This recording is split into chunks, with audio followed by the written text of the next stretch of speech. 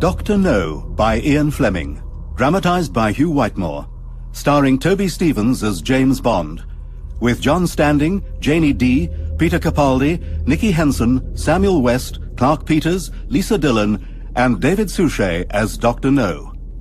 The character of Ian Fleming, relaxing with a vodka martini and a handmade cigarette at GoldenEye, his house in Jamaica, is the narrator. March came in like a rattlesnake. Hail, icy sleet, force-8 gale. Harold Macmillan, the new Prime Minister, shivered as he looked out at the greyness of Horse Guards Row. With Britain still smarting after the debacle of Suez, the political situation was as cheerless as the weather. A mile or so away, an old black Silver Wraith Rolls-Royce stopped outside a tall building in Regent's Park. A middle-aged man with shrewd grey eyes climbed stiffly out onto the pavement. Hail hit him in the face like a whiff of small shot. You won't be needing the car again today, Harris. I'll use the tube this evening. No weather for driving a car. Aye, aye, sir. Thank you, sir. He went up in the lift to the 8th floor and along the thick carpeted corridor to his office. Good morning, Miss Moneypenny. Good morning, sir. Bring me the signals, please, and anything else you've got. Straight away, sir. He went into his office and closed the door. He took out a large blue silk bandana handkerchief and brusquely wiped it over his face, something he'd never have done in front of the porters or the liftman. Let me have the Strangways file, please, Miss Moneypenny. Yes, sir. And tell the Chief of Staff I'll see 007 in half an hour. Very good, sir. He opened the signals file and went through it. Occasionally he made a brief telephone call. When he had finished, he tossed the pile into his outbasket and reached for his pipe and the tobacco jar made out of the base of a 14-pounder shell. Nothing remained in front of him except a buff folder marked with the top-secret red star. Across the centre of the folder was written in block capitals, Caribbean Station, and underneath, in italics, Strangways and Trueblood. Yes? Commander Bond's here, sir. Send him in. And ask the Armourer to come up. Yes, sir. Good morning, sir. Morning, James. How do you feel? Glad to be back? Very glad, sir. And I feel fine. Not much fun being shunted from hospital to hospital. Convalescence was worse. Damn hard work getting the body back into shape. Yes, I'm sure. Any thoughts about your last case? It was a mess, sir. I blame myself. Should never have happened. Your gun got stuck. Yes, sir. Can't afford that sort of mistake if you're to carry a 00 number. Or perhaps you prefer to drop it and go back to normal duties. No, sir, I would not. Most certainly not. In that case, you must talk to the Armourer. Take his advice about what sort of weapon you should carry. If you're licensed to kill, we must make sure you do it efficiently. I'm used to that gun, sir. What happened could have happened to anyone, with any kind of gun. I don't agree. Nor did the Court of Inquiry. Miss Moneypenny, is the Armourer with you? Yes, sir. Send him in. Yes, sir. Good morning, sir. Good morning, Armourer. I want to ask you some questions. First of all, the Beretta, the .25. What do you think of it? Ladies' gun, sir. Why do you say that? No stopping power. Easy to operate, I grant you that. But fancy looking. Appeals to the ladies. How would it be with a silencer? Still less stopping power, sir. I don't like silencers. They're heavy and get stuck in your clothing when you're in a hurry. Any comment, 007? I don't agree. I've used the .25 Beretta for 15 years. Never had a stoppage. Never missed with it. Not yet, anyway. I agree about the silencer. They're a nuisance.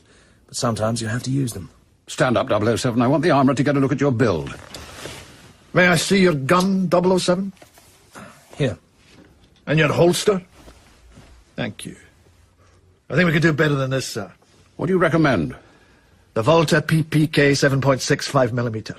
Any comments, 007? It's a good gun, sir. Bit more bulky than the Beretta. How does the Armourer suggest I carry it? Burns Martin triple draw holster. Best worn inside the trouser band to the left, but it's all right below the shoulder. Stiff saddle leather. Holds the gun in with a spring. Should make for a quicker draw than the Beretta. 3/5 of a second to hit a man at 20 feet would be about right. Thank you, Armourer. I won't detain you. Thank you, sir. Now then, 007. A job's come up. In Jamaica. Personnel problems, a routine investigation and report. The sunshine will do you good, and you can practice your new gun on the turtles or whatever they have down there. You like to take it on? Sounds like the soft life, sir. I've had rather too much of that lately. But if you say so. Yes, Commander Bond. I say so. The 68 tons dead weight of the Super Constellation hurtled high above the green and brown checkerboard of Cuba, starting its slow descent to Jamaica. Bond leaned back in his seat, recalling once again his meeting with M. He was uneasy about this assignment. Routine investigation, M called it. He won't trust me with anything tough, thought Bond. And the suggestion that he might surrender his 00 prefix was extremely unwelcome. The license to kill for the Secret Service was a great honor, and it brought Bond the only assignments he enjoyed, the dangerous ones. After their brief and rather unsatisfactory conversation, M had buzzed down for the Chief of Staff, a colonel in the Sappers and Bond's best friend at headquarters. Bring up a chair, Chief of Staff. I've given the Strangways case to 007. Got to get this mess sorted out before we make a new appointment there. 007 can be acting head of station. Would you fix that with the Colonial Office and the Governor? Yes, sir. Pass me that file, would you? Thanks. Now then.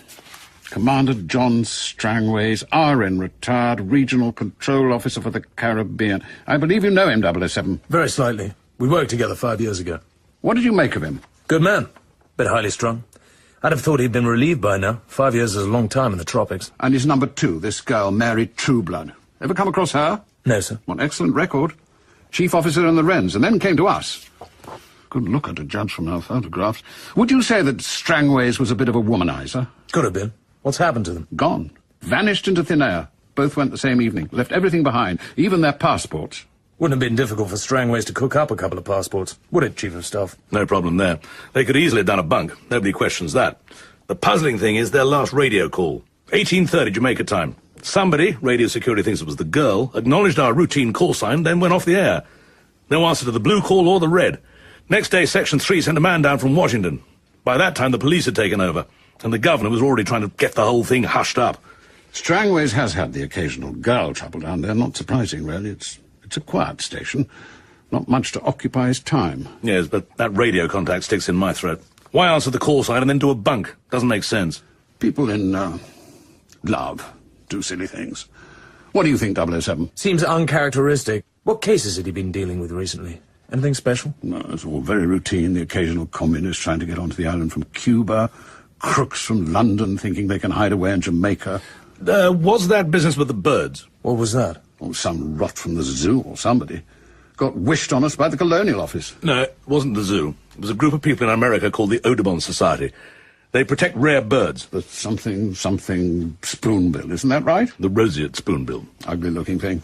Like a pink stalk with an ugly flat bill. Ornithologists thought it was dying out. Then somebody reported a colony of them on an island called Crab Key, British territory, between Jamaica and Cuba. Used to be a guano island. Guano? Bird droppings? Bird droppings are very good as fertilizer, also I'm told. When these birds were found there, it had been uninhabited for over 50 years. The Audubon people ended up leasing a corner as a sanctuary for the spoonbills. Put 2 wardens in charge and persuaded the airlines to stop flying over the island and disturbing the birds. They're pretty influential, these people. The birds flourished, and at the last count there were about 5,000 of them. Then came the war. The price of guano went up, and some bright chap had the idea of buying the island and started to work it again. He negotiated with the Jamaican government and bought Crab Key for £10,000 on condition he didn't disturb the lease of the sanctuary. That was in 1943. This man imported plenty of cheap labour and soon had the place working at a profit. Then the price of guano took a dip. Bad news for the bird shit business. Who is this man? Chinaman. No, half Chinese, half German. Dr. No. Dr. Julius No. No. As in yes. Correct. Anything known? Keeps himself to himself. Nobody ever sees him. The island's his and he keeps it private. Then just before Christmas, one of the Audubon wardens... Barbadian fellow. Good, solid chap, apparently. Arrived on the north shore of Jamaica in a canoe. Very sick. Terrible burns. Died a few days later. Had some crazy story about their camp being attacked by a dragon with flames coming out of his mouth. Obviously off his rocker. The Audubon Society weren't satisfied with this story and sent 2 of their top brass from Miami to investigate. There's an airstrip on Crab Key. The plane crashed on landing. The 2 Audubon men were killed. Thus causing an absolute bloody rumpus. Well, it's always the same when people start preserving things. Churches, old houses, these blasted birds. Everybody gets worked up. Politicians get involved, and then there comes a point when somebody has to do something to keep them all quiet. Of course, nobody at the Colonial Office is in the least interested, which is why the whole damn fairy story has been dumped in our lap. In Strangway's lab. Exactly. Let me have a look at the file. Yes. Take it. And for God's sake, get it sorted out pronto. Now, you may not have noticed, 007, but the rest of the world happens to be in a bit of a mess.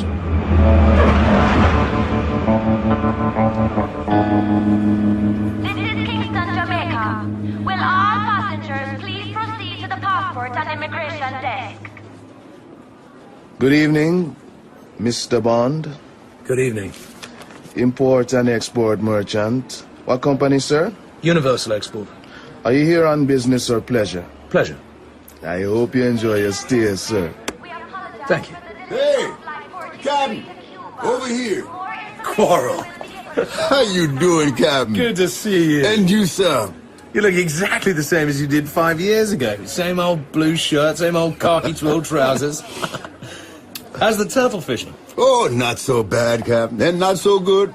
Much the same as always. Hey, you been sick or something? As a matter of fact, I have. Why do you ask?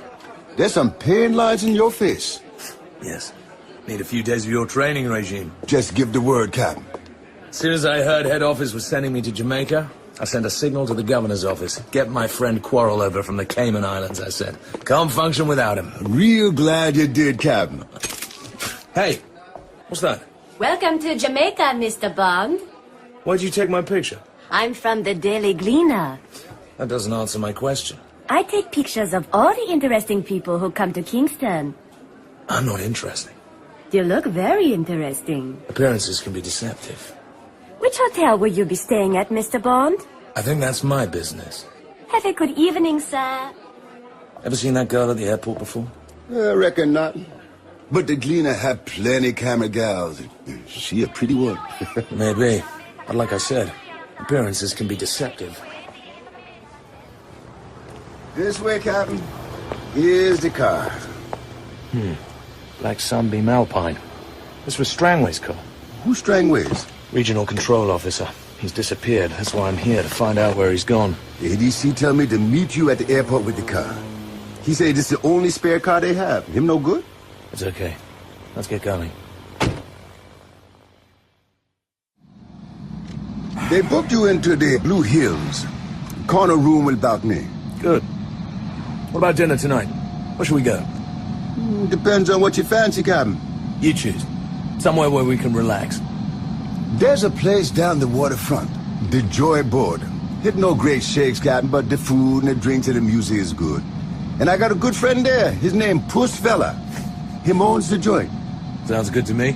Pick me up at 7:30. Sure thing. Quarrel, look in the mirror. See that car behind us, driving with the side lights only? I see him, Captain. Okay, here's what we do. At the end of the Palisadoes, where the left fork goes to Kingston and the right to Morant, turn quickly down the Morant Road, stop at once and turn your lights off, right? Right. And go like hell.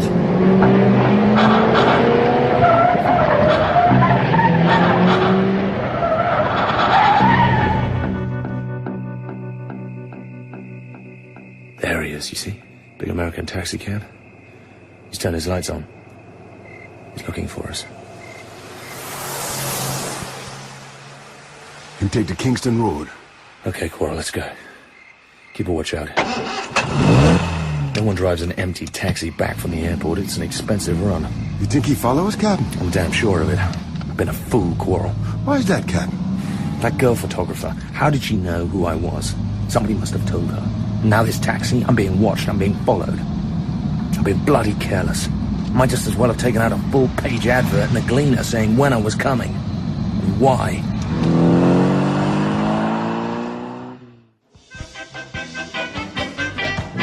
This is it, Captain. This the Joy Boat. What's your friend called? Puss fella. That's right, Captain. They calls him that cause him once fought with a big octopus. There's mostly small fellas round here, but they come big at Crab Key, seeing how it's the deepest waters round these parts. Puss fella has himself a bad time with this animal, but so long getting himself free. Hi, Mr. Q. Hey, Puss fella. Long time no see. Nice table for two. The sure thing. Closer to the kitchen than the music. Something to drink. What do you want, Captain? Bourbon and branch water. Do you have old Grandad? Sure. What do you have, Quarry? I'll have what the Captain has. Soon come. Cigarette? Thanks, Captain.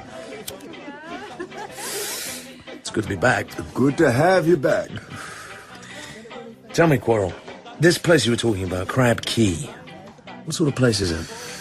Oh, that a bad luck place now. Chinese gentlemen buy it during the war and bring in men and dig bird dirt. He don't let nobody land there, and he don't let no one get off. We give it a wide berth, Hmm? Why's that? Him have plenty watchmen. And guns, machine gun, and radar. Friends of mine have landed there, and him never been seen again.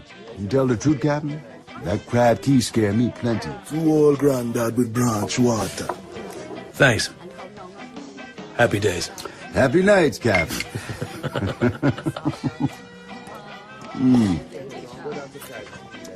What is it? What do you see?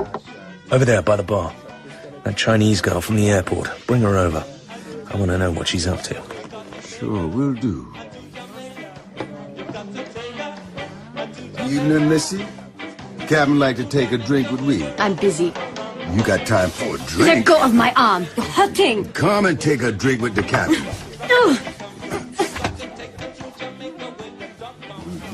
Well, well, you again. I see you've got your camera and flashbulbs. You're a hard-working girl. I'm taking pictures of the night spots. I thought you were taking another picture of me. The first one didn't come out. Tell this man to leave me alone. What's your name?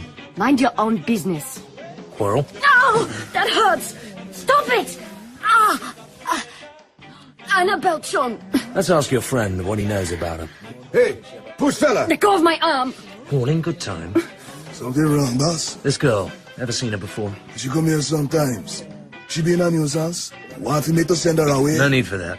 She says her name's Annabelle Chung. Would you call the Gleaner and see if they've heard of her? Sure, boss. Well, now, Annabelle, why didn't you ask that man to rescue you? Screw you. Why are you so anxious to get my picture? It's my job. Who are you working for? The Gleaner, I told you. Quarrel, see if you can persuade her to be a little more cooperative. Reckon I can do that, Captain. No! Take it easy, miss. I ain't even started yet. It's okay, boss. You know Annabelle Chong. She one of their freelance girls. Thanks. See? I told you. You still haven't told me who wants my picture. And I'm not going to. Limey scum. Don't speak to Captain like that. Coach, she got something in her hand. Let go of me. I'm gonna teach you manners. Yeah! Oh, Little bitch! Next time, I smash it in your eye. she plenty tough, this gal. You want for me break she arm? No, leave her alone. Let her go. We'll get nothing out of her. He'll get you. He'll get you, you bastards. He'll get you. You all right, Quarrel? Sure. You better put some plaster on that cheek of yours. What she cut me with? One of her flashbulbs. That was some tough baby, Captain. Come on, let's eat. How about broiled lobster followed by rare steak and native vegetables? Yeah, sounds good to me, Captain. Sounds good. Bond sat on his balcony smoking his first cigarette of the day. He had a gut feeling that Strangways and the girl had been killed. But why? Almost certainly something to do with Crab Key and those birds, the roseate spoonbills. But what could be so important about an island full of bird droppings? Presumably somebody knew or suspected that the Secret Service would investigate Strangway's disappearance, which must be why Bond had been followed by the Chinese girl and the airport taxi. And what part, if any, did Dr. No play in all this? There was nothing on him in records, and a signal to the FBI had been negative. But Quarrel was scared of Dr. No and Crab Key. That was odd. Cayman Islanders, least of all Quarrel, do not scare easily. Perhaps the Colonial Secretary might be able to provide some of the answers. He was a pipe-smoking old Harrovian called Pladle Smith. Bond? James Bond? Yes, by Jove. You were the chap who was mixed up in that treasure business 4 or 5 years ago. By Jove. Found the file lying around only the other day. What a lark. I say, we should start another bonfire like that here, stir the place up a bit. This file of mine you saw, how come it was lying around? I saw it on my secretary's desk. She's a new girl. Said she was trying to get up to date with the files. Mind you, there were plenty of other files on her desk. It was just yours that caught my eye. Oh, I see. Well, that explains it. Sorry to be nosy. Well, it's your job, I suppose. So what's the problem? I bet it's a damn sight more interesting than all that muck in my in tray. What do you know about Crab Key and the Chinaman who owns it? Very little, I'm afraid. I know something about the guano business. But as far as Crab Key is concerned, I'm afraid it's a question of trawling through the files. Miss Tarrow, the file on Crab Key, please. The one on the sale of the place and the one on Dr. No. Guano is bird dung, as I'm sure you know. The best natural fertilizer in the world. Fetches $50 a ton. The Chinaman must be a wily devil. Ships the stuff direct to Antwerp. Must have made a fortune. How much is it worth, do you suppose? Crab Key? The birds themselves are extremely valuable. Each pair produces about $2 worth of guano a year without any expense to the owner. Say they're worth $15 a pair, and say there are 100,000 birds on Crab Key, which is a reasonable guess based on the figures we have. That makes his birds worth $1.5 million. Pretty valuable property. Add the value of the installations, say another $1 million, and you've got a small fortune. Come in. Yes, Miss Tara. Very sorry, sir. We can't find those files anywhere. What do you mean? Who had them last? Commander Strangway, sir. Well, I remember distinctly him bringing them back to this room. What happened to them? I don't know, sir. The covers are there, but there's nothing inside them. Bond glanced at the girl and smiled grimly to himself. Like Dr. No, like Miss Annabel Chung, the demure, efficient-looking secretary in horn-rimmed glasses was Chinese. Good evening, Mr. Bond. Good evening. Any messages? No messages, sir. But a basket of fruit came from King's house. The delivery boy took it up to your room. Did you recognize the delivery boy? No, sir. He was a colored boy. Said he was from the ADC's office. King's house, can I help you? I'd like to speak to the Colonial Secretary. May I have your name, please? Bond. James Bond. One moment. Bond, what can I do for you? Did somebody in King's house send me a basket of fruit? Fruit? Tangerines, pink bananas, nectarines. Not as far as I know. There's a typewritten note saying, with the compliments of His Excellency the Governor. How weird. Weirder still, each fruit has a tiny pinhole near the stalk, almost invisible. What does that mean? That's what I intend to find out. Is there a public analyst in Kingston? There is. I'll put the fruit in a box and send it round. Perhaps you could pass it on to him. Of course. I don't want my name to come into this. I understand. Let me know what the analyst has to say. I will indeed. Anything else I can do for you? No, thanks. What are you doing for dinner? I'll grab something in the hotel. I want an early night. Oh, right. Sleep well.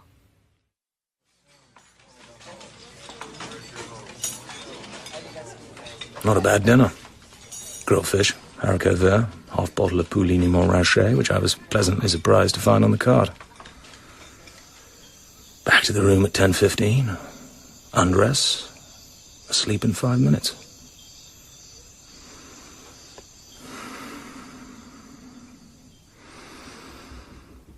And then, 3 o'clock in the morning. Suddenly awake. Why? Lie very still. Listening.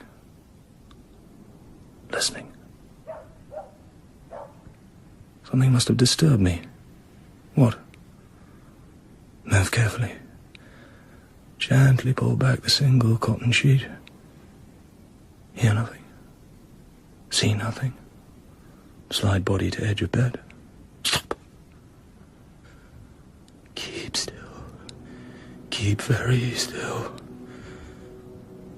Something moving on my right ankle. Crawling up the inside of my shin. Insect of some sort. A big one. As long as my hand. Dozens of tiny feet lightly touching my skin.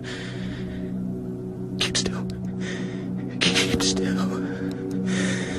A tropical centipede. Remember seeing one, natural history specimen in a museum. Pale brown and flat, 5 or 6 inches long. On either side of the blunt head, curved poison claws. The label on the bottle said its poison was mortal if it hit an artery. It's reached my knee. Oh, God. I must move. Must not move.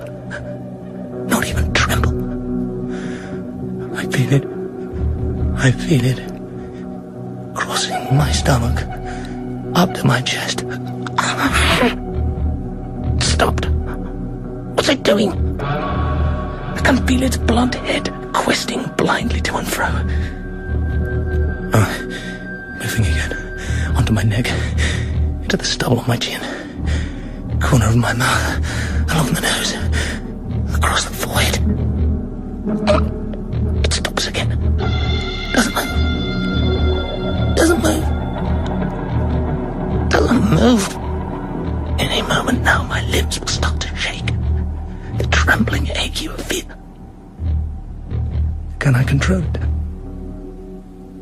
Can I? It's on the move. Into the forest of hair. Slowly it walks out of my hair onto the pillow. I can hear the rows of feet picking at the crisply laundered cotton. I see one of my shoes. Is it within reach? If I don't kill the centipede first time, it'll scuttle away and I'll never find it. Take a chance. Out of bed. Grab the shoe.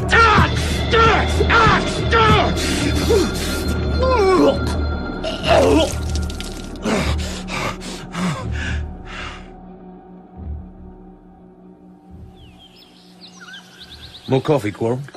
Thanks, Captain. What do you know about centipedes? Centipedes? Well, we got some bad ones here in Jamaica. They kills folk. They mostly live in them old houses in Kingston. They loves the rotten wood and the moldy places. Would you expect to find one in a modern house? In your shoe, perhaps? In a drawer? In your bed? No, sir. Not unless someone put it there on purpose. There's dirty living insects. They not love the clean places. James Bond? Pladle Smith. What news? I think you should change your greengrocer. That basket of fruit contained enough cyanide to kill a horse. Right. Thanks. Let me know if there's anything else I can do. I will. Captain, begging your pardon, but can you tell me what you have in mind for we? I've been puzzled and I can't seem to figure out your game. I've hardly figured it out myself, Quarrel. As I told you, I'm here because Commander Strangways and his secretary have disappeared. Most people think they've gone off together. I think they've been murdered. That's so. Who you think's done it? I don't know who did it. But I think Dr. No, that Chinaman on Crab Key, had it done. Strangways was poking his nose into this man's affairs. Something to do with the bird sanctuary. And as you told me yourself, Dr. No has a mania for privacy. So what you gonna do about it? I was thinking that in a couple of days, you and I might go and take a look at Crab Key. Just sniff around. We needn't get too close to Dr. No's end. I want to take a look at this bird sanctuary, see for myself what happened to the warden's camp. I think you're plumb crazy, Captain. Maybe. Will you come with me? Sure, I'm your man. Just one thing, Captain. I have some folks back in the Caymans. Would you consider taking out a life insurance on me before we sail? Of course. I'm going to Port Maria tomorrow, doing some research at the Jamaica Institute. I'll fix the insurance at the same time. We'll make it big. Say £5,000. Thanks, Captain. I'm afraid this is the only map of Crab Key we've got in the Institute. Ordnance Survey dated 1910. Fine, let's have a look. The overall area of the island is about 50 square miles. 3/4 of this is swamp and shallow lake. A smallish river runs from the lake to the sea here on the south coast. And this, to the west? A hill, 500 feet high. Oh. The main guano deposits are here at the foot of the hill. No sign of a road? No sign of any habitation? No, sir. This Chinaman, Dr. No, he must have done quite a bit of building and development. Yes, but we have no record of it. Well, thanks for your help. When we go to Crab Key, where you reckon to land? South shore, near the mouth of the river. I had a look at a map in the Jamaica Institute. We can go up the river to the lake. That's where the warden's camp must have been. This mighty rough country. Marsh and mangrove. How long are we staying? Better plan for 3 days. Weather may break. Stop us getting off for a night or two. Can't take a whole lot of food with us. No tobacco. Can't risk smoking light. Take a couple of good hunting knives.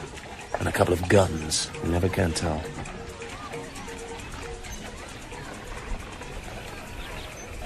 The Undertaker's wind that blows at night from the center of the island clatters softly in the tops of the palm trees. The fireflies, the blinker-blinks, as Quarrel calls them, come out and begin flashing their sexual morse. There's a melancholy feeling in the tropical dusk. Another slug of Canadian Club is called for.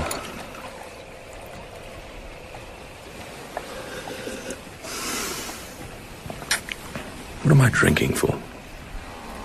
Is it perhaps because of the 30 miles of Black Sea we have to cross tonight? Is it because we're going into the unknown? Is it because of Dr. No? Time to go, Captain. Okay. Bond swallowed his drink and followed Quarrel down to the canoe. Quarrel went aft and Bond climbed into the space between the forward thwart and the bows. The sail, wrapped round the short mast, was at his back.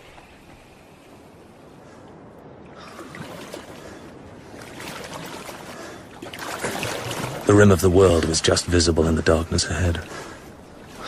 Then came a layer of black haze, above which the stars began, first sparsely, and then merging into a dense, bright carpet. The Milky Way soared overhead. They were running through a patch of phosphorus that winked at the bows and dripped jewels when Bond lifted his paddle out of the water. How safe it was slipping through the night in this ridiculously vulnerable little boat. How kind and soft the sea could be. 1 o'clock, 2 o'clock, 3, 4. A covey of flying fish broke the surface in front of the bows and scattered like shrapnel.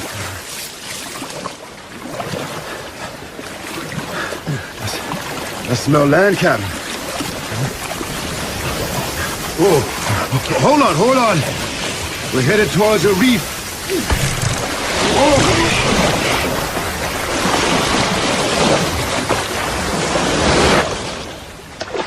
You okay? Fine. Yes, I'm fine.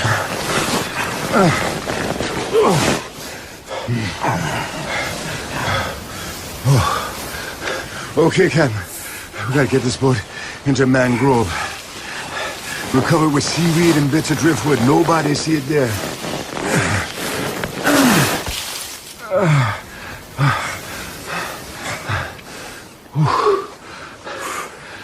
5 o'clock. Soon be daylight. Better get some rest, Captain.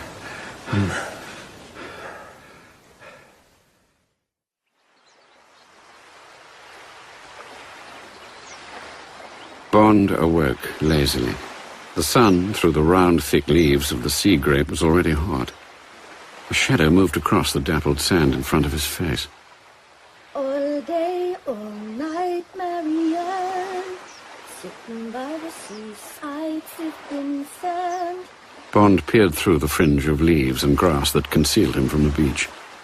A naked white girl was standing with her back to him. Her skin was a very light café au lait, with a sheen of dull satin. Her hair was ash blonde. She wore a broad leather belt around her waist with a hunting knife in a sheath at her right hip.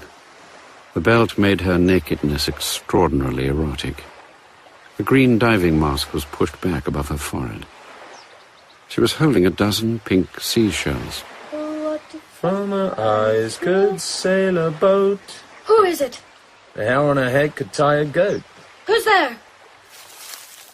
Another trespasser. Don't be frightened. The seashells fell onto the sand.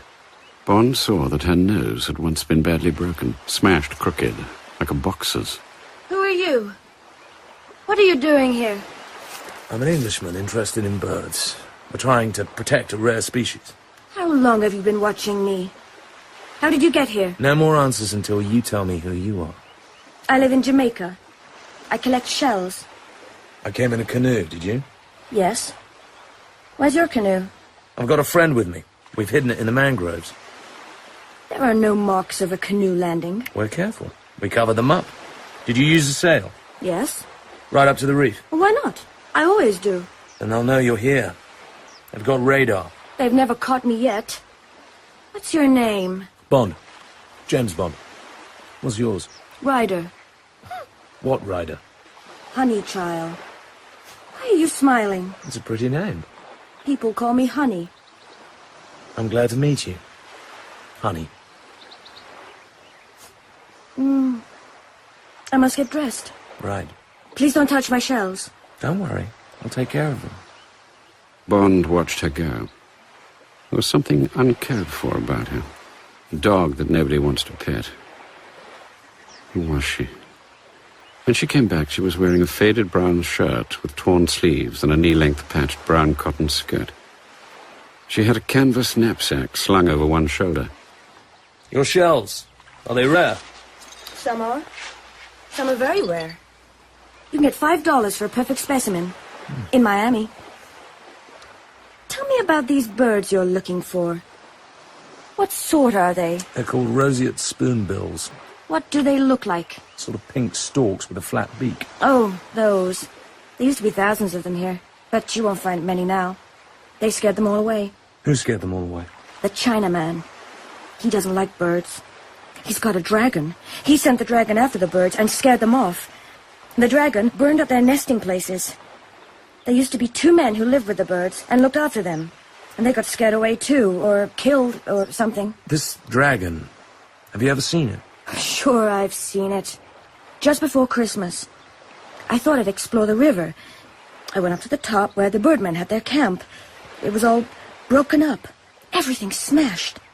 And then I heard a funny noise, and I hid behind some bushes. I saw the dragon coming. It had 2 great orange-colored eyes and a long snout. It was all black and gold, making a sort of roaring noise. It went over the marsh, and a whole flock of birds flew up in front of it. Suddenly, a tongue of fire came out of its mouth and burnt them up. Burnt the birds, burnt the trees where they'd been roosting. It was horrible. The most horrible thing I've ever seen. You don't believe me, do you? You're one of those city people. You don't believe anything. Honey, there aren't such things as dragons in this world. What you saw was something that looked like a dragon. I'm just wondering what it was. How do you know there aren't such things as dragons? Nobody lives on this end of the island. One could have survived here. Unlikely. Anyway, what do you know about animals and things? Have you ever seen a praying mantis eat her husband after they've made love? Have you ever seen a mongoose dance? Have you seen a scorpion get sunstroke and kill itself with its own sting? I may not know the things you know, honey, but I know plenty of other things. Like, for instance, that if the Chinaman finds out I'm here, he'll hunt me down with everything he's got, and I'm afraid he'll catch you at the same time. What have you done? Why is he looking for you? Captain! Hey, Captain! Over here. This is the guy I told you about. His name's Quarrel. They're coming, Captain. What's that noise? Sounds like a motorboat. He's got a big boat, the Chinaman, and he's got a plane. They're coming, Captain. Round the end of the reef. How many? Boat with 2 guys on board. Look plenty tough. Get down, honey. Quarrel, this is Honey. Do as he says, miss. Get down behind the sandbank. They got a gun. Machine gun. Okay, folks, come on out, and you won't get hurt. Keep still. Don't take any chances. These men know their job. Come on, make it quick. We see when you came ashore. We spotted the boat under the driftwood. We ain't fools and we ain't fooling. Just come out with your hands up. You'll be okay. Burrow into the sand, honey. Wriggle down. Every inch will help. Okay, just so you'll know this thing ain't for show. Okay, you be warned. This is it. Keep right down. It won't last long.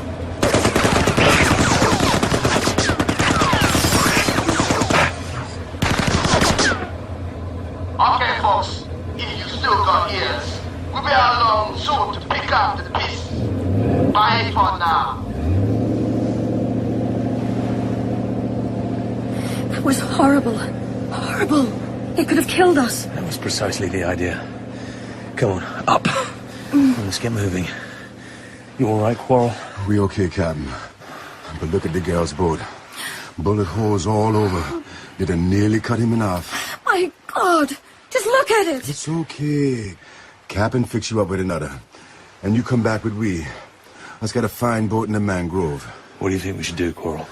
They's mighty tough men. And they means business. Like you say, we better get moving. I'm damned if I'm going to be scared off the island before I've had a good look. Let's find the warden's camp and settle ourselves in. Wait! Why are those people trying to kill you? What's all this about? I'll tell you when we get to the camp. Who are you? What are you doing here? Don't tell me it's about those birds you said you were looking for. I'm not that much of a fool. It started with the birds. Now it's got more complicated.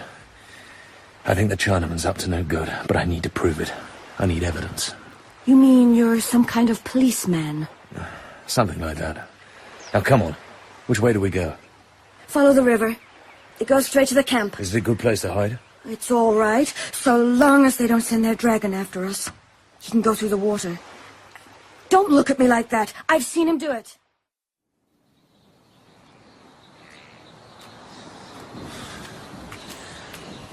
God, the wind's getting hotter and hotter. They come from the northeast. All year round it blows. It dries up the bird shit. Next iguana. Hey, look at that. Those marks on the ground. That dragon's been here. Those are his tracks. I told you. Look more like tire tracks to me. All right, Mr. Know-All. Look over there. See that? I told you I'd seen the dragon burn up the birds' nests. That's where he breathed on them. Something certainly did. See there, Captain? Him tracks go out in the lake. And then gone, disappear. Yes, I see that. All very odd.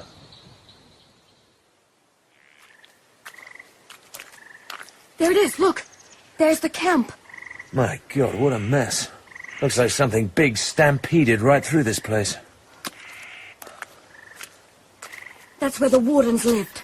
Not much left of it. There are the dragon's tracks, Captain. See? There, coming out of the lake. Cooking pots, tins of food. They must have been in the middle of a meal when whatever it was disturbed them. More tins over here. This is where they stored things. Pork and beans, could be worse. Here's a purse. Look. 5 $1 bills, 3 Jamaican pounds. They certainly left in a hurry. You think we'll be okay here, Captain? As long as we don't show light. Okay.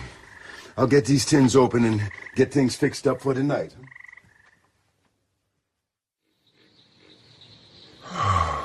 Thank God it's getting cooler. Have you been to Jamaica before? Yes, several times. I worked here 5 years ago. You're doing what? Oh, same sort of job. You seem to live a very exciting life. Your wife can't like you being away so much. Doesn't she worry about you getting hurt? I'm not married. The only people who worry about me getting hurt are my insurance company. But I suppose you have girls. Not permanent ones.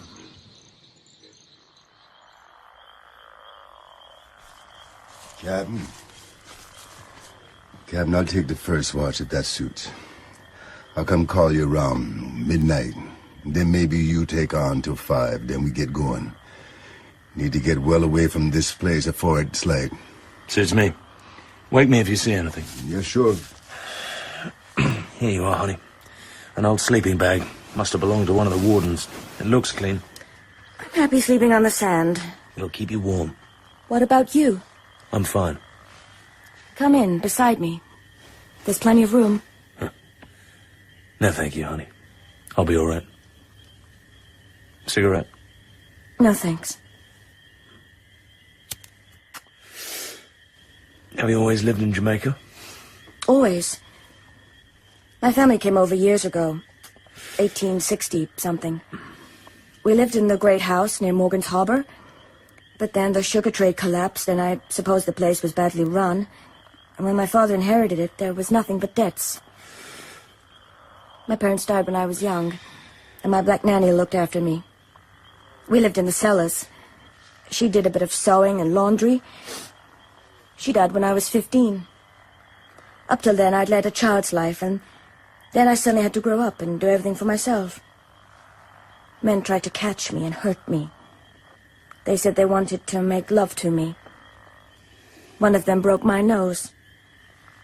I tried to kill him with a knife, but he was very strong. One night, I caught a black widow spider. I crept into the man's room. He was asleep. I heard him snoring. I put the spider into his bed. My God. It took him a week to die.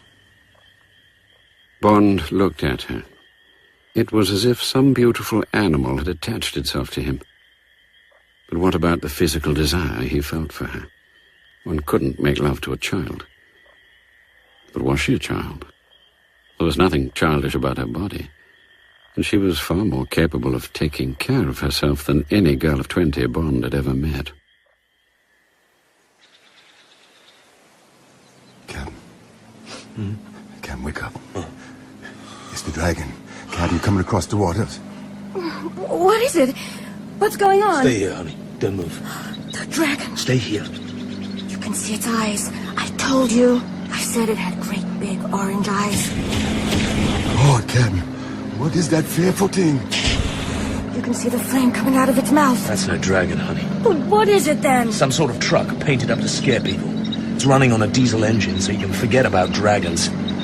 No point in trying to escape. The thing's too fast for us. Have to fight it out here.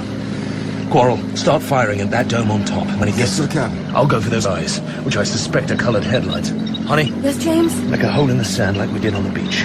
There may be some shooting, so keep down and don't move. Be careful, James. See that? It's a flamethrower. That's how the warden got burnt. And the bushes. Let him have it, Quarrel. It's coming your way, Quarrel. Look out! Quarrel! Quarrel! Quarrel! Come on out, Leigh, and the girl. Quick, or you fry in hell like your pa. Take my hand, honey. Keep close. Stop there! Hold it! No tricks or the crabs will be getting a cooked breakfast. Hold out your hands. Walk towards me. You first, Leigh, slowly, or you get an extra navel. Stop! Come back! I'm going to take a look at the man you just murdered. Okay, enjoy yourself. Sorry, we ain't got a wreath. Stay where you are, honey. You don't want to see this. I'm sorry, Quarrel. I'm sorry. Okay, that's enough. Get inside, both of you. Sit on the floor. What's that horrid smell? Sweat and diesel oil. Don't touch anything or you get your fingers broke. Where are they taking us? To see Dr. Nudd, presumably. Don't worry. These men are just gangsters. It'll be different with him.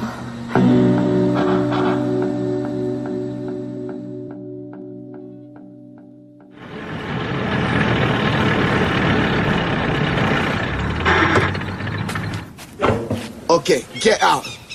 Both of you. See there? In the side of the mountain. There's a bell push. Ring it. They'll let you in.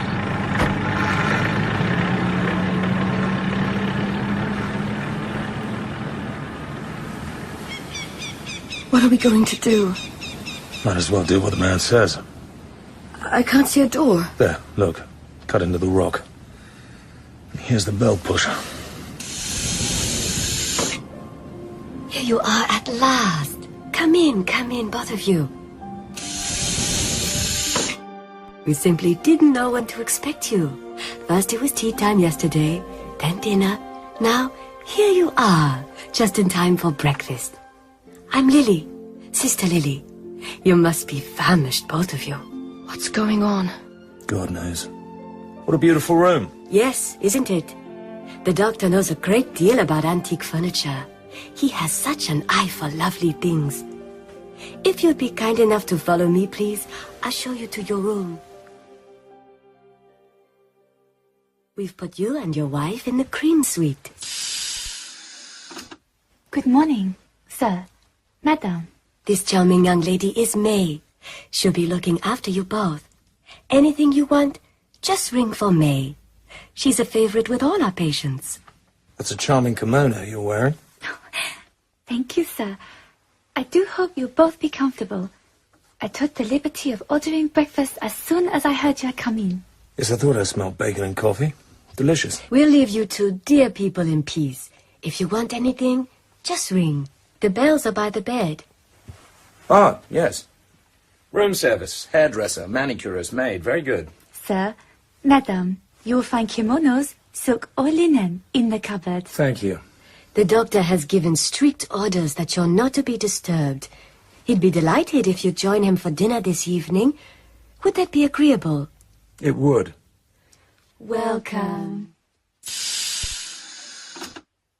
This is surreal. Ridiculous. It's a trap, don't you see? There's no window, no handle on the door. I don't think it's funny at all. Of course it's a trap, but we're in it and there's nothing we can do but eat the cheese. I think I need some coffee. Me too. Let me pour. Since they've given us a double room, I feel I should act like a wife. Here you are, darling James. Stop flirting. This is no time for making love. Why not? Drink your coffee. Everyone here seems to be Chinese.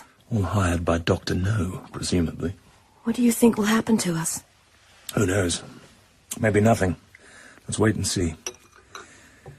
I'll go and run you a bath. You'll feel better for that. Oh, well, it's all very plush. Florist lime bath essence for men. Guerlain soap. Fleur des Alpes. Bath cube or bath oil? Which do you prefer? Honey? Bath cube or bath oil? Honey? Honey? Honey? Feels so strange. My legs. I can't stand up. God. Me too. Must have been the coffee. Bastards drug the coffee. An hour or so later, the door opened softly. A tall, thin figure wearing a kimono was silhouetted against the lighted corridor.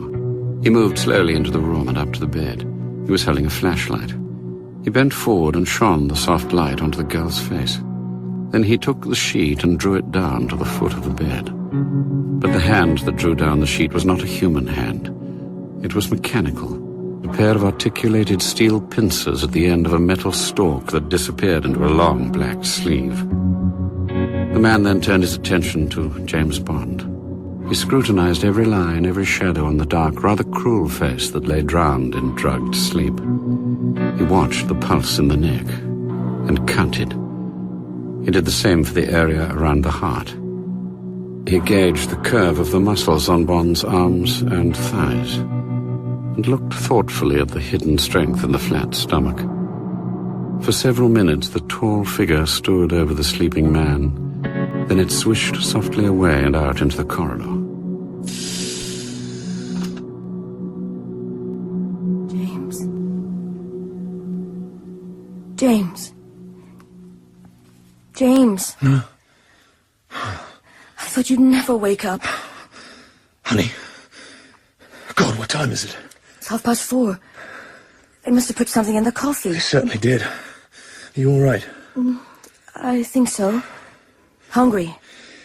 Press the room service bell. How are you feeling? I don't know. Don't be frightened. I'm not. I feel safe when I'm with you. Good. That's the way it should be. Come in. You rang for room service? Yes, please. Tea, I think, and buttered toast. Very good, sir. And this evening, would you be kind enough, please, to select what you would like for dinner? Here is the menu. The doctor asked if 7:45 for 8 would be convenient. Yes, fine. Then I will call for you at 7:44. At 7:44 precisely, there came a soft knock on the door. Bond took Honey by the hand, and they followed the Chinese girl along the empty, gracious corridor. They were shown into a lift. Bond had no idea how far down they went. The automatic doors hissed open. They walked into a large, empty room. My God. It is very big, yes? It's enormous. Must be 60 foot long. All those books. I've never seen so many. Enjoy. The doctor will be with you very shortly. Thank you. What's the end wall made of? Is it glass? Looks like it. Some sort of aquarium. Oh, my God. Did you see that? Was it a shark? Certainly was. A shark in an aquarium? Come here, honey. Look up at the ceiling. Little specks of light. Look again. Can't you see what it is? What? That's Orion. This is no aquarium. This is the sea itself, and up there is the night sky. This window must be made of reinforced glass. We're 20 feet under the sea. This is amazing, honey. We're looking straight into the heart of the ocean. $1 million US. Dr. No. Good evening, Mr. Bond. I expect you were wondering about the cost. I was. Bond's first impression was of thinness and erectness and height, 6'6" at least. The head was elongated and tapered from a round, completely bald skull to a sharp chin, so that the impression was of a reversed raindrop, or rather oil drop. The skin was of a deep, almost translucent yellow. Forgive me for not shaking hands with you. I am unable to. As you see, I have no hands. Slanting jet-black eyes stared out of the skull. They were without eyelashes. They looked like the mouths of two small revolvers, direct and unblinking, and totally devoid of expression. We have much to talk about, and so little time. Please, sit down. The bizarre gliding figure looked like a giant venomous worm wrapped in grey tinfoil. You will have a drink? Cigarettes are beside your chest. What will the girl have? A Coca-Cola, please. And I would like a medium vodka dry martini with a slice of lemon peel. Shaken and not stirred, please. I would prefer Russian or Polish vodka. Oh, I see you are also a man who knows what he wants. On this occasion, your desires will be satisfied. Do you not find that is generally so? When one wants a thing, one gets it. That is my experience. The small things. If you fail at the large things, it means you have not large ambitions. Cola? Give me a fulcrum and I will move the world. Vodka martini. Enjoy. And now, Mr. James Bond of the British Secret Service, let us tell each other our secrets, but let us tell each other the truth. Very well. If you do not, these will know that you are lying. He brought the steel claw delicately in front of each eye and tapped the center of each eyeball. These see everything. Everything. All right, agreed. But if we are to talk, let it be without any more stage effects. You've suffered the misfortune of losing your hands. You wear contact lenses. You have enough money to create this remarkable habitat. But basically, you're just an ordinary man. You eat, sleep, and defecate like the rest of us. So no more conjuring tricks, please. I'm not one of your guano diggers, and I'm not impressed by them. Bravely spoken, Mr. Bond. I accept the rebuke. It is a rare pleasure to have an intelligent listener, and I shall enjoy telling you my story. I have not told it to anyone before, and I know that you will keep it to yourself, as indeed will the young lady. Look, there's no point in telling her. She's got nothing to do with me. I found her yesterday on the beach. Your men destroyed her canoe. So I had to bring her with me. Send her back home. She won't talk. She'll swear not to. I will talk. I'll tell everything. I'm going to stay with you. I don't want you here. Don't waste your breath on these heroics, Mr. Bond. Nobody who comes to this island has ever left it. And don't try to bluff me. It's entirely useless. Sorry, honey. I didn't mean it. I'd hate you to go away. Let's stick together and hear what this maniac has to say. You are right, Mr. Bond. That is just what I am. A maniac. All the greatest men are maniacs. They are possessed by a mania, which drives them forward to their goal. My mania is for power. That is the meaning of my life. That is why I am here. That is why you are here. That is why here exists. You disappoint me, Dr. No. The asylums are full of people who think they're the King of England or the President of the United States or God. The only difference is that instead of being shut away by society, you built your own asylum and locked yourself inside. But why? Why does incarcerating yourself in this cell give you the illusion of power? Power is sovereignty, Mr. Bond. Clausewitz's first principle was to have a secure base. From there one proceeds to freedom of action. Together, that is sovereignty. You talk of kings and presidents. How much power do they possess? As much as the people will allow them. But I have to account to no one. That makes my position unique. That is only the illusion of power. Any man with a loaded revolver has the power of life and death over his neighbors. Other people beside you have murdered in secret and got away with it. In the end, a greater power than they possess is exerted upon them by the community. That will happen to you, Dr. No. Your search for power is an illusion because power itself is an illusion. So is beauty, Mr. Bond. So is art. So is money. So is death. And so probably is life. Let us go eat. Over dinner, I shall tell you my story. The round mahogany table was laid for three. Silver and glass twinkled warmly. The plain dark blue carpet was luxuriously deep.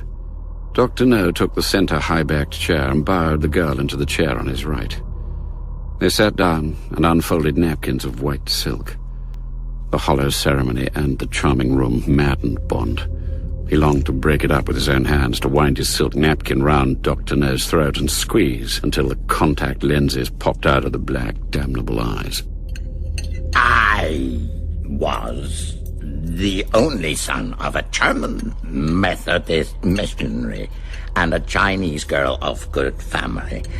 But I was born on what you call the wrong side of the blanket. I went to work in Shanghai and became involved with the Tongs and their illicit proceedings. I moved to the United States and settled in New York. I loved the death and destruction of people and things, and I became adept in the techniques of criminality.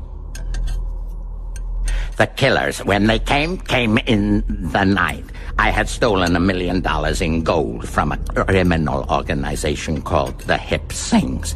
They tracked me down. They cut off my hands to show that the corpse was that of a thief. They shot me through the heart and went away. But I am the one man in a million, Mr. Bond, who has his heart on the right side of his body. I lived. By sheer willpower, I survived the operation and the months in hospital. When they let me out, I decided to change my appearance. I had all my hair taken out by the roots. My thick nose made thin, my mouth widened, my lips sliced. I could not get smaller, so I made myself taller. I wore built-up shoes. I had weeks of traction on my spine.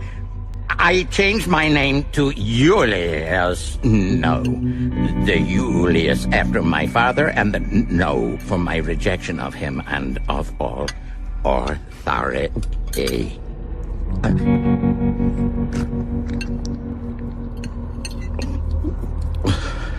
How are your lamb cutlets, Mr. Bond? Fine. And your chicken a l'anglaise? It's very good, thank you. Good. And so, my next task was to find a suitable site for my headquarters. It had to be an island. It had to be entirely private. It had to be capable of industrial development. I have been here for 14 secure and fruitful years. And then one day, I got a letter from the Audubon Society. A letter about these wretched birds, these roseate spoonbills. The Society gave me formal notification that they intend to build a hotel on their leasehold. Mr. Bond, can you believe it? The privacy I had achieved, the plans I had for the future, all this to be swept aside by the idiotic Audubon Society and their stupid birds. I sent to Florida for a marsh buggy, a vehicle that is used for oil prospecting that will cover any kind of terrain. I adapted it to frighten and to burn not only birds, humans as well. One night in December, I sent a buggy across the lake. It smashed through the camp. Both wardens were reported killed. The one, it turned out, escaped to die in Jamaica. It burned the nesting place. The spoonbills died in their thousands. The Audubon Society demanded an investigation. I decided to agree. 2 officials were sent in an aeroplane. An accident was arranged. The bodies were placed reverently in coffins, and I reported the tragedy. Privacy was re-established. There are now no roseate spoonbills. So there will be no wardens. There will be no more interference. Strangways and the girl. What happened to them? Yes. Well, your Mr. Strangways became suspicious and started ferreting about. He and the girl are 50 fathoms down at the bottom of the Mona Reservoir. I sent 3 of my best men. As for you, well, I knew what type of man you were thanks to the files Miss Tarot removed from the king's house. I guessed that the fly would come to the spider. When your canoe showed up on the radar screen, I knew you would not get away. Your radar is not very efficient. There were 2 canoes. The one you saw was the girl's. She's nothing to do with me. Then she is unfortunate. I happen to be needing a white girl for a small experiment. As we agreed earlier, Mr. Bond, one generally gets what one wants. Then you're out of luck, Dr. No. If I fail to return from Crab Key within 3 days, London will be alerted. I wonder if that is true. I rather doubt it. Because of the girl, and only because of her, I'll strike a bargain. In exchange for our safe return to Jamaica, you may have a week's start. Take your aeroplane and try to get away. Oh, the police come and the soldiers come. Where is your evidence, your search warrant? Please go away and leave me in peace.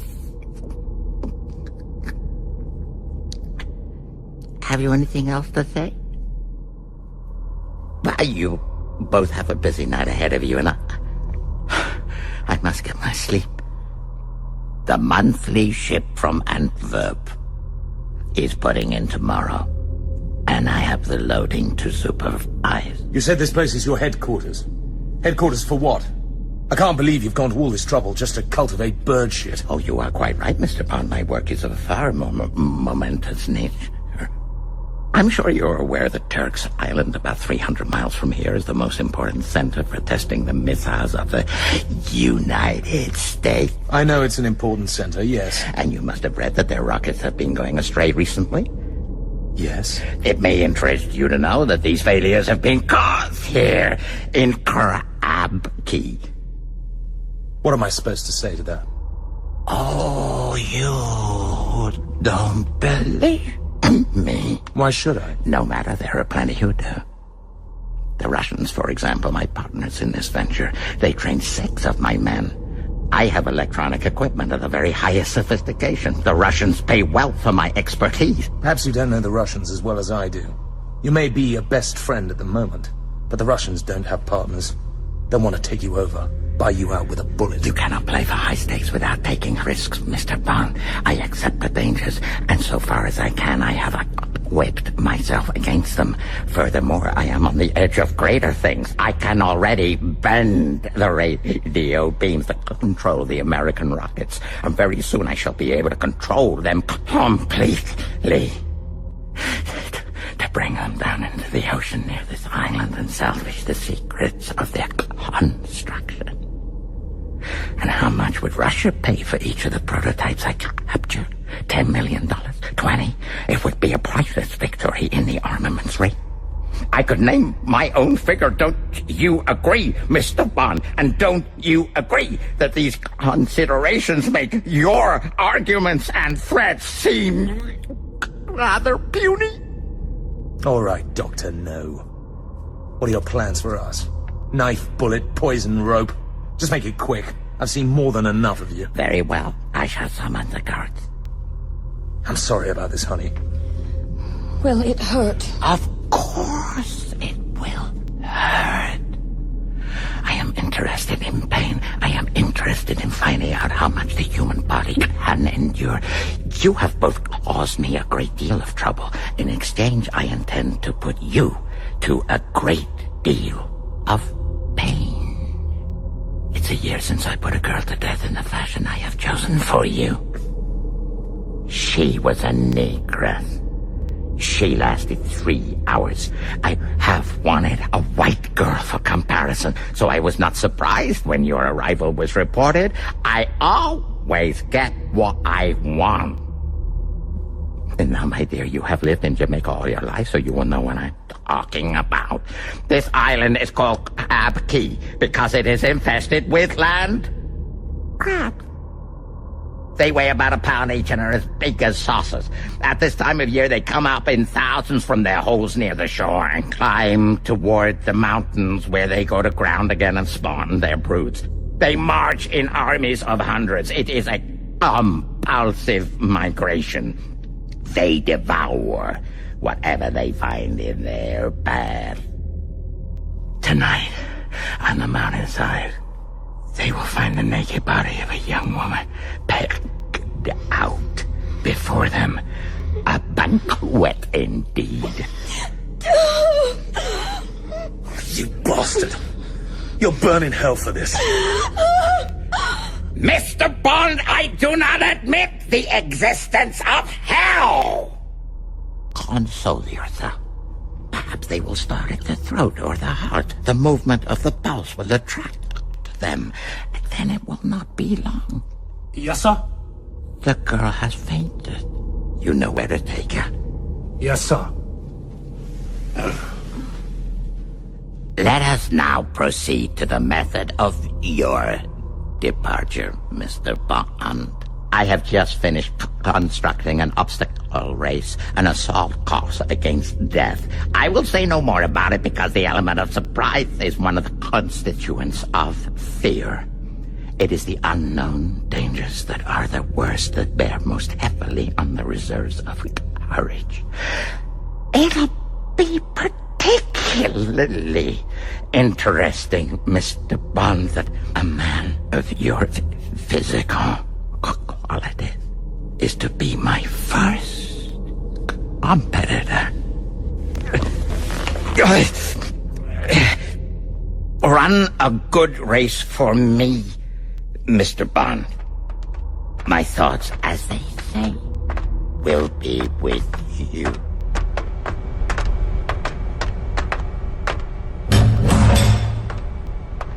This is it, bud. You're at the starting gate. You can either sit here and rot or find your way out onto the course. Happy landings. How would you like to earn $10,000 guaranteed and a ticket to anywhere in the world? Thanks, mister. I'd rather stay alive. Bond was in a grey-painted stone cell.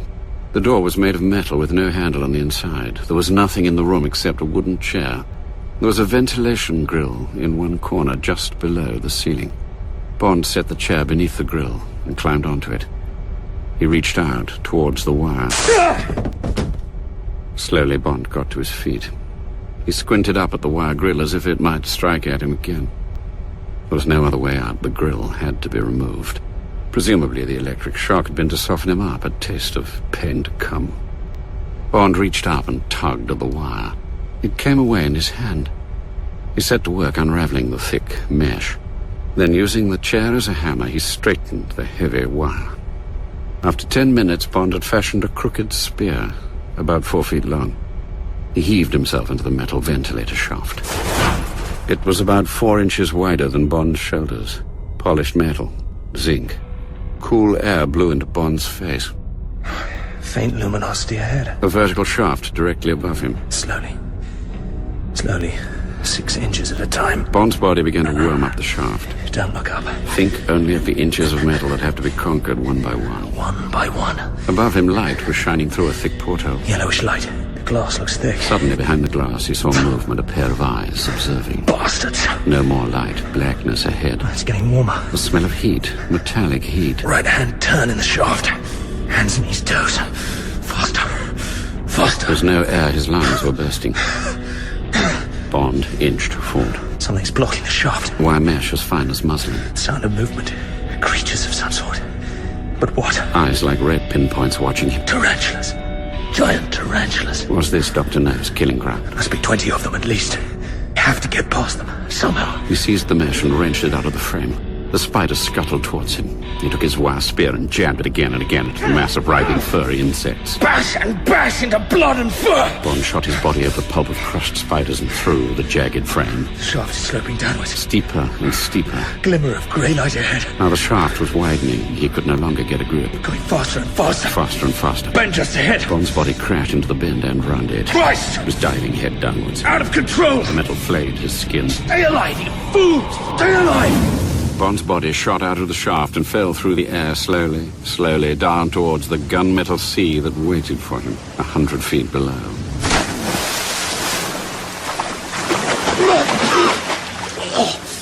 He was in a narrow, deep-water inlet at the base of a towering cliff.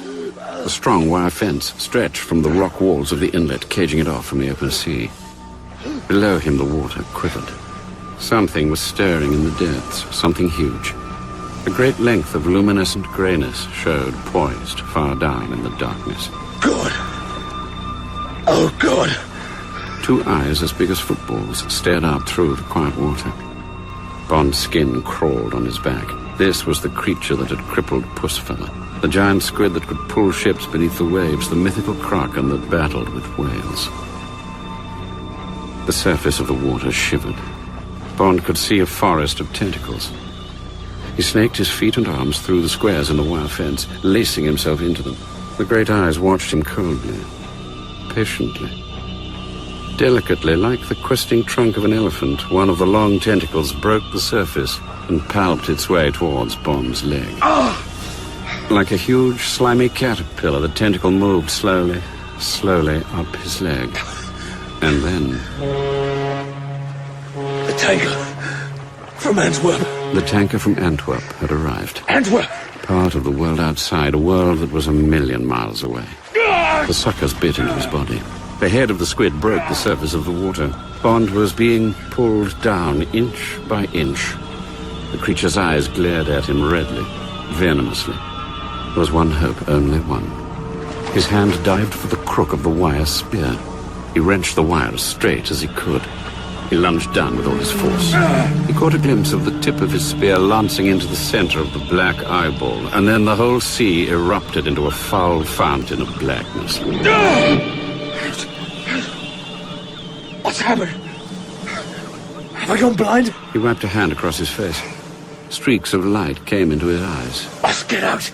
Must get out while I can! Bond hauled himself up the slippery wall of the cliff.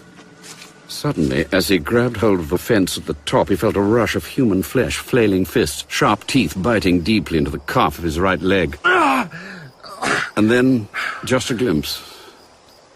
Ash-blonde hair. Honey! Honey, it's me! James! My God! Help me! Help me over this fence! What happened? Squid! Giant squid! Emptied its bloody ink all over me. Here, come here. Let me wipe you down. My God, honey. You certainly pack a hefty punch. Sorry, darling James. I thought you were one of the guards. What happened? How did you get away from the crabs? Silly old fool. Doctor No. He thinks he knows everything. Black crabs don't like meat. They live on plants. And if he did kill a black girl that way, she must have died of fright. But you fainted. Well, I knew he'd do something much worse to you. That's why. God almighty, I had visions of you being torn to pieces. Sit still. Let me clean you properly. It wasn't much fun. I was tied down to pegs in the ground, and then I heard the crabs beginning to run. Rattling along. Hundreds of them. They walked round me and over. I might have been a rock for all they cared. I just lay there very still and waited for the early morning when they crawl into their holes and go to sleep. There. That's got most of it off. Oh, my God. Your body. What have they done to you? Later, honey. No time to talk. We've got to get out of here. Let's see what's going on. Let me take a look over those rocks. The loading jetty's right beneath us. There's a tanker alongside. The Blanche from Antwerp. There's a conveyor belt and a crane. Presumably the crane lifts the conveyor belt into the hold of the tanker. That's how they load the guano. Okay to go? Okay, start the engine. Start the conveyor belt.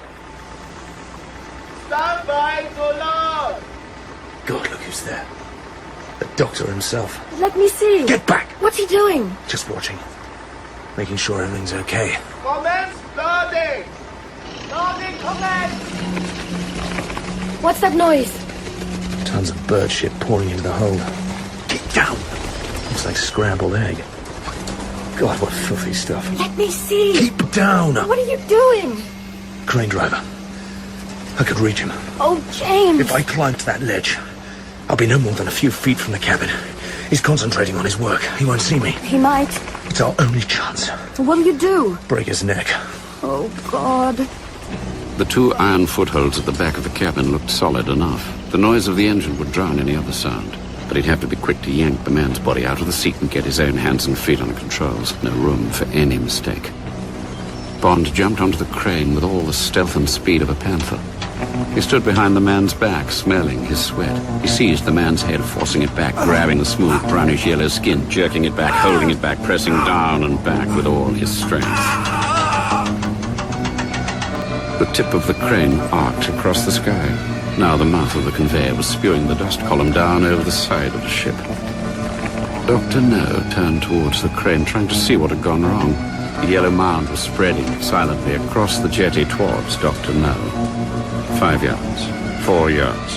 3. Don't look round, you bastard. Dr. No took a step towards the crane. What had he seen? Now you take it, Dr. No. The stinking dust column engulfed Dr. No. Bond saw the long arms fling wide as if to embrace the thudding mess. One knee rose to run. The mouth opened. There was a brief glimpse of a kind of dancing marionette.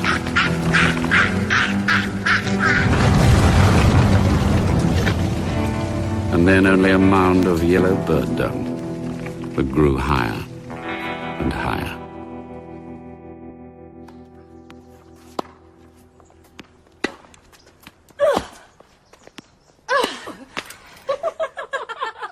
The governor's daughters were playing tennis.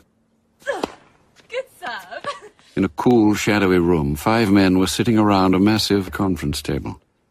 His Excellency, the acting governor, was chairing an emergency meeting. You're quite sure of all this? Yes, sir. Quite sure. We mustn't let anything get out to the press. You understand that? I'll send my report to the Secretary of State by the next bag. I'm sure I can rely on your discretion. I think we can assume that Commander Bond is unlikely to communicate with anyone except his department, sir. Quite so.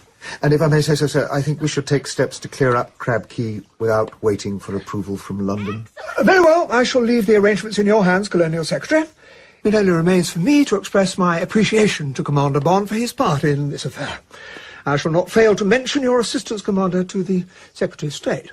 But Bond had stopped listening. Oh, well done, Angie. Yourself? His mind drifted into a world of tennis courts and lily ponds, of people being photographed with pigeons on their heads in Trafalgar Square, of the Forsythia that would soon be blazing on the bypass roundabouts, of the douce weather of England.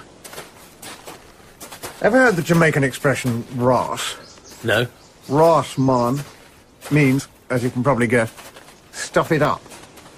Would have been entirely appropriate for you to have used the expression just now. The point is, he doesn't want any trouble, the acting governor. I feel I should apologize on behalf of those of us who dwell in King's House. Is there anything else I can do for you? You got that signal off to my chief? I did. Urgent rates. Good. And do please talk to the Jamaica Institute people about the girl. She knows a hell of a lot about the natural history of the island. If they've got the right sort of job, I'd like to see her settled. Leave it to me. If you and your wife could, keep an eye on her. It'll be a pleasure. Betty's rather good at looking after people. She'll enjoy taking the girl under her wing. Thanks. Thanks for everything.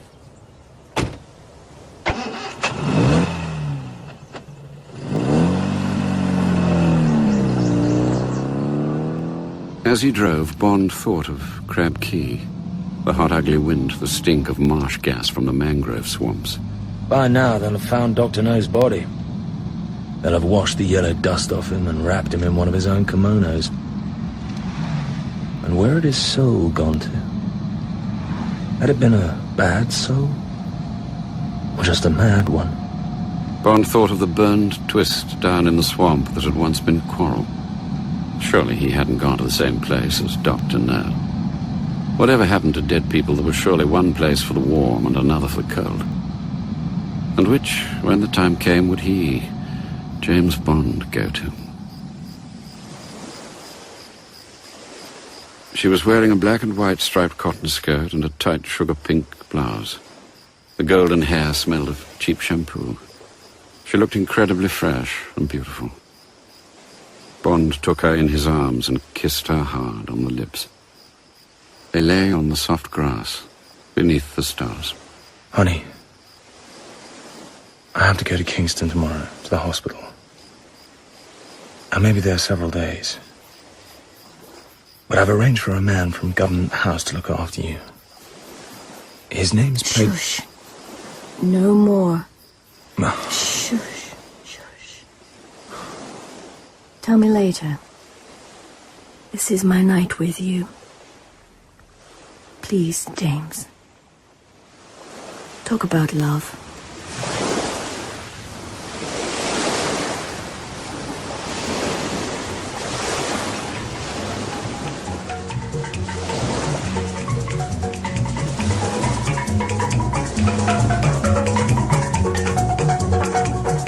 Dr. No by Ian Fleming was dramatised by Hugh Whitemore. James Bond was played by Toby Stevens and Honey Rider by Lisa Dillon. M was played by John Standing and Moneypenny by Janie Dee. The Armourer, Peter Capaldi, Chief of Staff, Nicky Henson, Playdell Smith, Samuel West, and Quarrel, Clark Peters. Inika Leigh Wright played the airport announcer and the hotel receptionist. Cobner Holbrook Smith was Pussfeller, the airport official, and a henchman of Dr. No. John David Yu was a Dr. No henchman and the crane driver. Miss Chung and Sister Lily were played by Kasia Engler. Miss Taro, the telephonist, and Sister May were played by Jordana Tin. Lucy Fleming was the librarian, Simon Williams, the acting governor of Jamaica, and Dr. No was played by David Suchet. Martin Jarvis was the voice of Ian Fleming, and original music was composed by Mark Holden and Samuel Barber. Dr. No was directed by Martin Jarvis and is a Jarvis & Ayres production for BBC Radio 4.